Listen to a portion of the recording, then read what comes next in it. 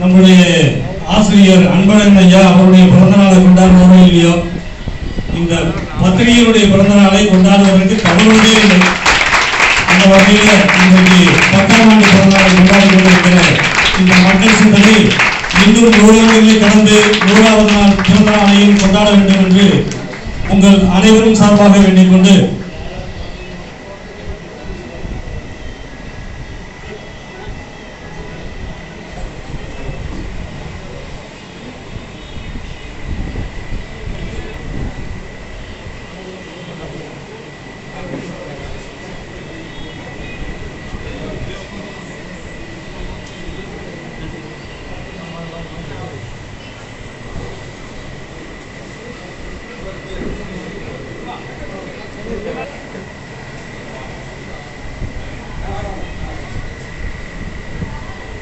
சிந்தனையுடைய ஆசிரியர் மரியாதைக்குரிய அண்ணன் அன்பரசன் அவர்கள் இப்பொழுது தலைமையேற்று விழாவை தொடங்கி வைக்க வேண்டும் என்று உங்கள் பலத்த கரகோஷத்தோடு அவருடைய உரையை தொடங்க வேண்டுகிறோம்.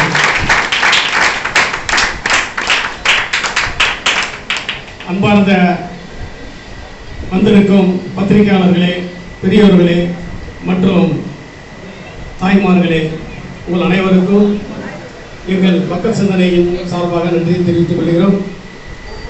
இன்று மக்கள் சிந்தனையின் 10ஆம் ஆண்டு விழா சீரும் சிறப்பமாக கொண்டாடி கொண்டிருக்கின்றோம். எப்படி என்றால், இது 2 மாதத்துக்கு முன்னாடியே இது நடக்க வேண்டிய ஒரு விழா.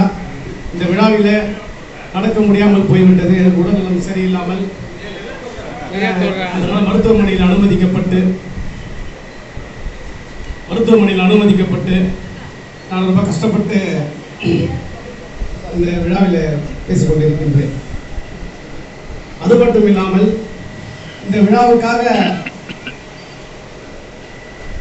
சிறப்பாக செயல்பட வேண்டும் என்று நான் இந்த வெயில் பாராமல் இந்த விழாவை சிறப்பாக நடத்தி முடிக்க வேண்டும் என்று ஒரே குறிக்கோளாக எனக்கு ஒரு உறுதுணையாக இருக்கிற 2 பேர்கள்.